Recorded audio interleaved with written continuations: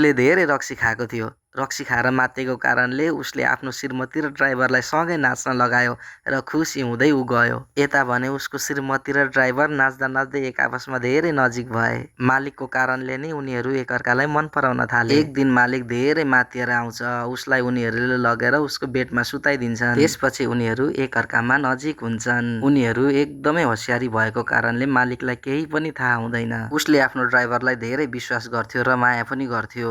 तर मालिक नभएको बेला ड्राइभर र उसको श्रीमती एकअर्कामा मिल्ने गर्थे। उनीहरू यति नजिक भइसकेको थिए कि राति पनि उनीहरू झ्यालबाट हेराहेर गर्थे। एक दिन ड्राइभर बाहिर आएर रुखलाई हल्लाएर आफू आएको संकेत गर्छ।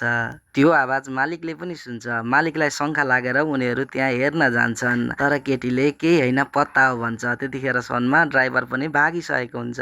उनीहरू पनि डराइसकेका हुन्छन्, किनभने अलिअलि गर्दै मालिकले शङ्का पाउन थालिसकेको हुन्छ। त्यसैले उनीहरूले मालिकलाई मारेर उनीहरू एकअर्कासँग नजिक हुने निर्णय गर्छन्। एक दिन उनीहरू समुद्र घुम्न जाने कुरा हुन्छ। आफ्नो श्रीमानलाई मार्न सजिलो होस् भनेर उसले धेरै रक्सीहरू गाडीमा राखेको हुन्छ। समुद्र किनारा पुगेपछि श्रीमानले भन्छ, म धेरै बिरामी छु, अब म धेरै बाँच्न सक्दिन। मलाई यो दुनियाँसँग केही पनि दुःख छैन, मलाई बास तिम्रो चिन्ता छ, किनकि म तिमीलाई धेरै माया गर्छु।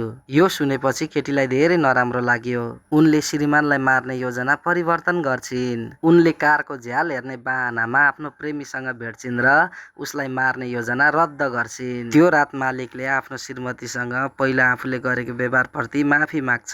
श्रीमतीको गम्भीरताको कारणले केटालाई शङ्का लाग्छ। मालिक जङ्गलमा हिँड्दा हिँड्दै उसले आफ्नो ड्राइभरको लाइटर देख्छ। अब उसलाई कन्फर्म हुन्छ कि ड्राइभर यतै हुँदैछ।